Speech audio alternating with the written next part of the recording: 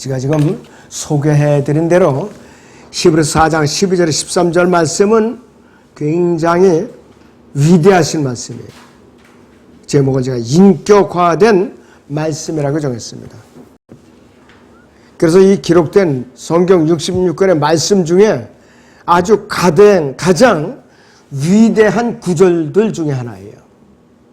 특별히 기록된 말씀이 칼로 비유되는 것과 관련되어서 시편 149편 6절과 에베소 6장 17절이 관련이 있는데요. 여러분들 성경 말씀 시편 149편 6절을 보겠습니다. 그들의 입에 하나님을 향한 높은 찬양들이 있게 하고 그들의 손에는 양날이 있는 칼이 있어 이방에게 복수하며 그 백성들을 처벌하고 그들의 왕들을 쇠사슬로 그들의 귀족들을 쇠족쇠로 묶고 기록된 판결을 그들에게 시행하게 할지니 이 영광이 그의 모든 성도들에게 있도다. 너희는 주를 찬양할지어다 그랬습니다. 양날에 있는 칼이 있다고 그랬어요. 여러분들 세상에서 사람을 전쟁에서 쓰는 칼도 이 양쪽에 날이 있으면 무섭죠, 그 칼은. 근데 하나님의 말씀은 양날이 있는 칼보다도 예리하다고 그랬어요. 근데 우리 눈에 보이던가요? 안 보이잖아요. 보일 수 있는 유일한 방법은 기록된 말씀으로 확인하는 거예요. 이 기록된 말씀이 양날에 있는 칼보다도 능력이 있다고 그런 것이에요. 이게 될까요? 네, 그래서 여러분들은 항상 살아있고 능력있는 하나님의 말씀을 존중할 줄 알아야 돼요, 여러분들. 자, 그래서 여기서 살아있다는 단어가 영어로 다 퀵이라고 말합니다. 퀵. 베드로전서 4장 5절에서는 산자들과 죽은 자들에서 이 구절에서 쓰이고 있고 에베소 2장 1절 5절에서는 살리다라는 뜻으로 퀴큰이라는 말이 쓰였어요. 퀴큰이라는 말이. 그래서 이 단어는 어떤 것에게 생명을 부여한다는 뜻이에요. 퀴큰이라는 말이에요. 자, 그리고 히브리서 4장 12절에서 양날이 있는 어떤 칼보다도 예리하여 이 말씀에서 하나님의 말씀은 양날이 있는 칼 정도가 아니라 그것보다 말로 비교할 수 없는 훨씬 더 예리하다 그랬어요. 그래서 이 칼을 잘 쓰면은 사람을 살려요. 몸은 영을 분리시켜 갖고 사람을 살린다 이거예요. 잘못 쓰면은 사람을 죽여요. 극대극의 능력을 갖고 있는 것이. 히브리서 4장 12절에서 혼과 영 그리고 관절과 골수를 찔러가려고 그랬어요. 자, 눈에 보이지 않는 혼과 영을 갖다가 찔러서 분리시킨다 이거예요. 분명히 혼과 영은 다른 존재예요. 데살로니가서 5장 23절에서도 몸과 혼과 영이라고 그랬어요. 몸과 영혼이 붙어있는 것이 아니에요. 이분설이 아니에요. 분명히 몸은 영이 분리되는 3분설이 옳다 이것이에요. 진리의 말씀 올바로 나눠 공부한다면은 분명히 차이점이 있어요. 혼은 몸과 똑같아요. 보이지만 않아요. 살이 없고 뼈가 없고 피가 없을 뿐이에요. 감각을 다 가지고 있고 눈, 코, 귀, 입, 사지가 멀쩡하게 다 있는 모습이 사람의 혼이에요. 그것이 지옥을 가니까 고통을 당하는 거예요. 사람의 몸을 그대로 입지 않았으면 고통을 안 받아요, 혼도. 근데 사람들이 혼에 대해서 추상적으로만 막연히 알고 있으니까 이게 문제가 심각한 거예요, 바로. 그래서 누가복음 16장 23절에 24절에 남아있는 그 부자도 지옥에 가 있는데 그 혼이 바로 이 몸은 영혼에 있었던 그 혼이 분리돼서 지옥에 갔는데 자기가 살아생전에 있던 몸의 형태를 그대로 갖고 지옥으로 온 거예요. 감각을 그대로 느끼는 거예요. 그러니까 낮에 뜨고 죽일 지경이죠.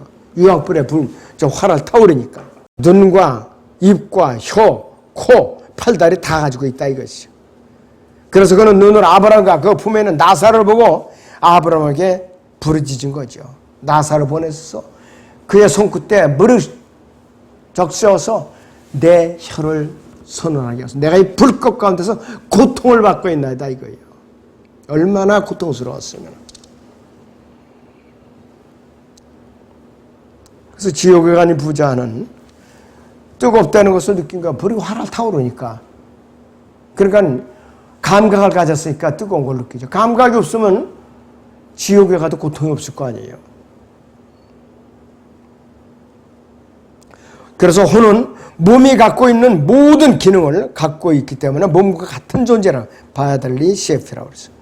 그리고 히브리서 4장 12절 중간쯤에 보면 관절과 골수를 찔러 가려고 그랬어요. 여기서부터는 이제 방향이 달라져요. 여기서부터는. 자, 죄인이 복음을 듣고 하나님 말씀을 받아들이면 예수 그리스도를 믿고 영접하면 그 순간에 아담 안에서 죽은 영이 하나님의 영이 들어갔고 갈라내죠. 몸은 영을 분리시켜요. 그 순서가 영이 먼저 살아나는 거예요.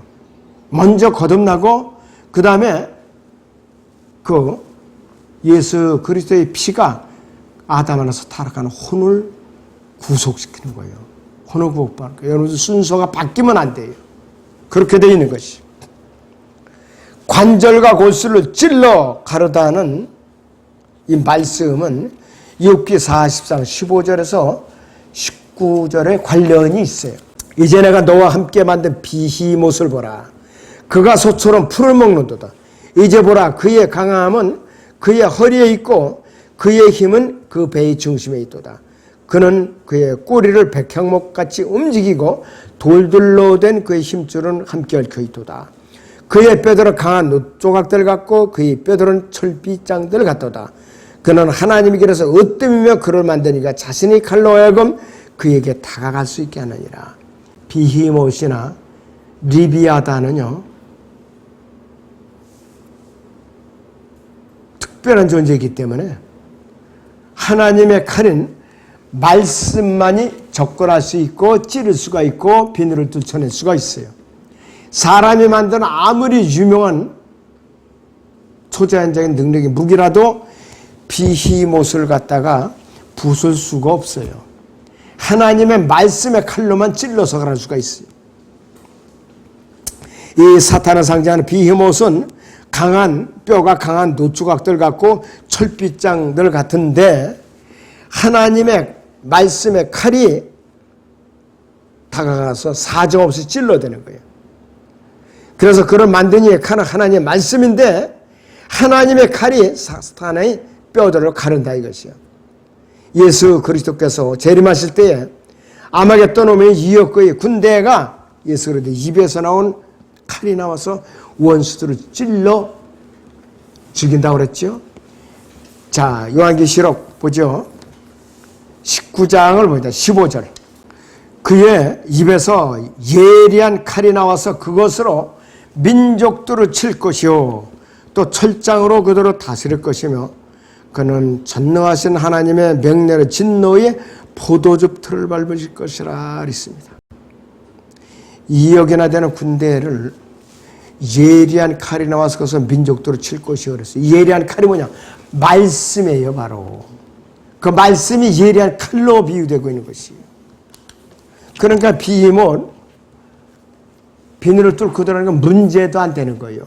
문제도 안 돼요. 사람이 만든 아무리 유명한 칼이라도 그건 불가능하다 이것이에요. 자, 그렇기 때문에 하나님의 칼이 사탄의 뼈들을 가르는데 자, 예수 그리스도께서는 재림하시면 동일한 이 말씀의 칼로 이 역의 군대를 갖다가 물리치는 거예요. 자, 예수님께서는 광야에서 40일간 시험 받을 때 말씀으로 사탄을 물리쳤죠. 그래서 사탄은 하나님의 말씀으로 찔러서 쪼개야만 해결이 되지 인간의 능력으로 안 돼요. 인간의 힘으로 어떤 무기로도 안 되는 것이. 그래서 사도 바울은 에베소 6장 17절에서 성령의 칼이라고 그랬던 거예요. 그래서 하나님 말씀 성령의 칼이라고 그랬던 것이. 그리고 말씀의 생각들과 의도들을 판별하느니라는 말씀에서 하나님의 말씀에서는 인간이 행동하는 모든 동기들을 다 꿰뚫어 알고 있어요. 만약 어떤 죄인이 악한 의도로 성경을 다룬다 하면 그는 하나님의 말씀에 실족하여 넘어지게 돼 있죠. 그리고 하나님의 말씀을 존중하지 않는 성경학자들이 성경을 다룬다 하면은 하나님의 말씀에 실족하여 넘어지게 돼 있어요. 하나님께서는 하나님의 말씀을 존중하지 않고 변개시키려고 애쓰는 성경학자들을 말씀의 칼로 넘어뜨리고 속이는 거예요. 그들의 악한 의도로 성경을 다룬다면은 결코 이들은 성경을 깨달을 수 없을 뿐만 아니라 징벌을 받게 돼 있어요. 그래서 오류에 꼬리를 물어 결국은 헤어나오지 못하고 혼돈 속으로 빠져들어가게 되는 것이. 자, 하나님께서는 거짓 선자들을 말씀으로 속이셔요. 말씀으로 속이시. 그리고 하나님께서 속이실 때에는 거짓 선자들이 하나님을 존중하지 않을 때인데 하나님께서 속이신다는 사실을 두려워해야 되는 것이 우리는. 지금 시대든 마찬가지예요. 하나님 말씀을 두려울 줄 알아야 돼요. 이 시대에 우리는 하나님 말씀을 절대 순종해야 되죠. 이의를 달 수가 없어요. 그렇지 않으면 하나님의 말씀이 하나님 말씀을 존중하지 않는 자를 속여서 그를 파멸로 몰아넣을 것이 파멸. 하나님 말씀 함부로 다루면 하나님의 말씀도 그 사람을 함부로 다룰 것이에요. 상대적으로 다뤄주시오. 하나님의 말씀으로 속이려고 든다면은 하나님의 말씀이 그를 또 속이는 것이요. 하나님의 말씀이 그를 속이는 것이요. 그리고 하나님의 말씀을 존중하지 않으면 하나님의 말씀은 그를 아주 말씀을 혼자 혼미케 해가지고서 혼돈 속에 빠지게 만드는 것이요. 그래서 하나님의 말씀을 우리는 절대 존중해야 되는 것이요. 그래서 하나님의 말씀이 우리를 다루시는 방법을 들어야 되고 하나님의 말씀 모든 것의 판단자가 됐어요. 판단의 기준이 된 것이에요. 그래서 하나님의 말씀은 심판날에 백보자 심판에서 모든 죄인들을 심판을 하세요. 그러고 불못에 던져버리세요. 여러분 요한복음 12장 48절을 봅니다. 47절부터 봅니다. 만일 누가 내 말을 듣고 믿지 아니한다 하여도 나는 그를 심판하지 아니하노니 이는 내가 세상을 심판하러 온 것이 아니고 세상을 구원하러 왔기 때문이라. 나를 거절하고 나 말들을 받아들이지 아니하는 자는 그를 심판할 이가 있으니 곧 내가 말한 그 말이 그를 마지막 날에 심판하라고 그랬어요. 하나님께 기록된 말씀으로 행위대로 심판하세요. 여기서도 요한복음 12장 48절에도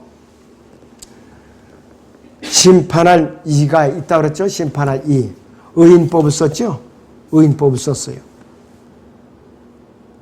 기록된 하나님의 말씀이 있고 성경이 그를 마지막 날에 심판하리라고 그랬어요. 여러분들 성경을 소중히 여기고 두려울 줄 알아야 돼요. 많은 사람들이 성경에서 옳고 그름을 판단하고 이것이 이렇고 저렇다고 판단할지라도 이들은 모두 이 기록된 하나님의 말씀에 의해서 심판을 받을 거라 했어요. 하나님의 말씀은 그들이 어떤 의도를 가지고 있든지 그들을 심판할 것이고 성경은 또한 분별자요. 분별자. 성경은 나누고 분리한다 이것이요. 나누고 분리한다 이것이. 신명기 32장 8절을 보죠.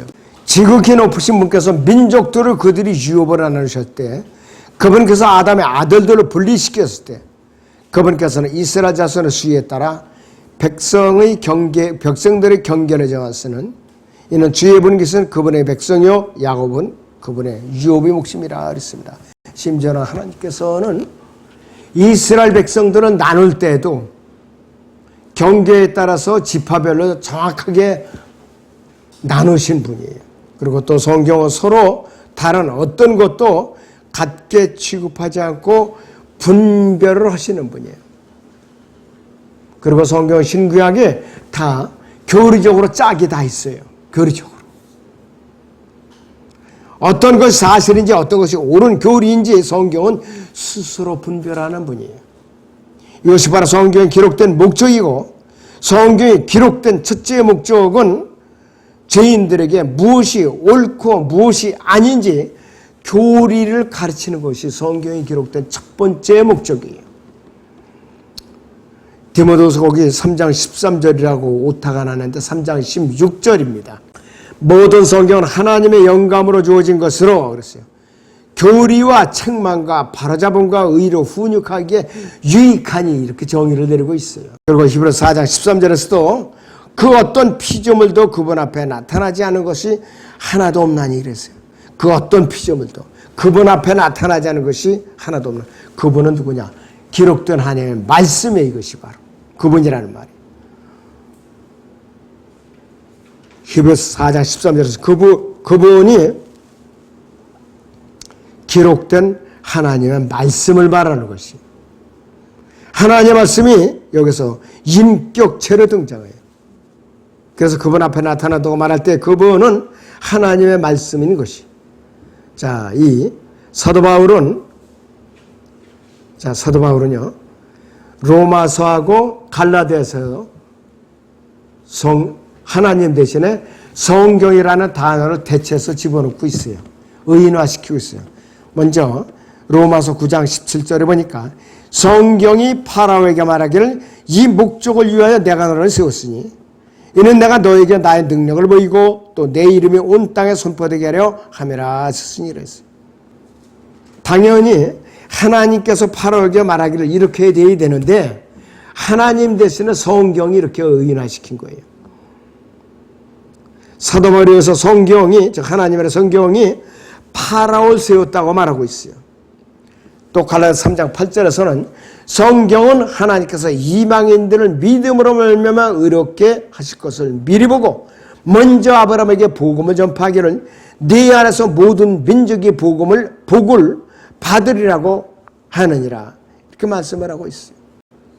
사도 바울은 성경이 예견의 능력을 가졌다고 말하고 있죠. 이거 하나님의 속성인데 본문의 말씀, 이 갈라디아서 3장 8절의 말씀은 성육신한 말씀인 예수 그리스도가 아니라 기록된 말씀인 성경을 말하고 있는 것이에요. 성육신하신 예수 그리스도가 아니라 기록된 말씀인 성경을 말하고 있어요. 그래서 여러분들이 성경을 소중히 여기게 되는 것이에요. 여러분들 아주 소중히 여기게 돼요.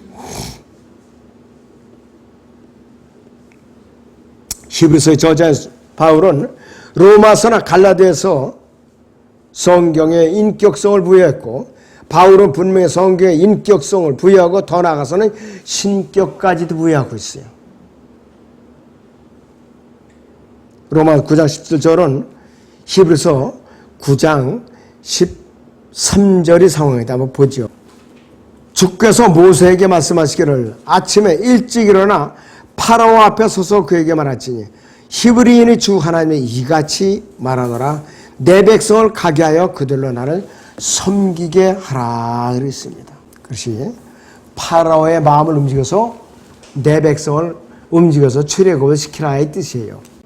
하나님께서 모세에게 말씀하셔서 파라오에게 지시하라고 말씀을 했는데 그 당시에는 기록된 성경이 없었어요. 단 한 구절도 없었어요. 갈라디아서 3장 8절도 마찬가지.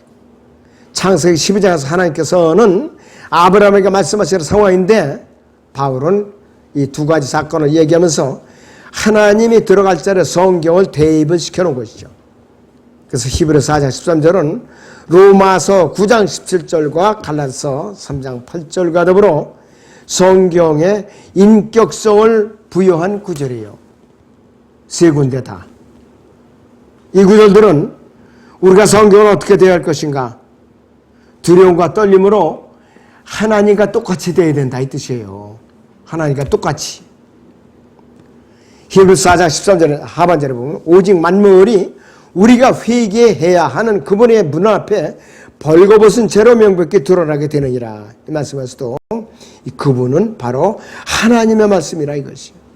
어떻게 그분이 모든 사람의 마음과 생각과 의도들을 분별할 수 있는가 이거예요.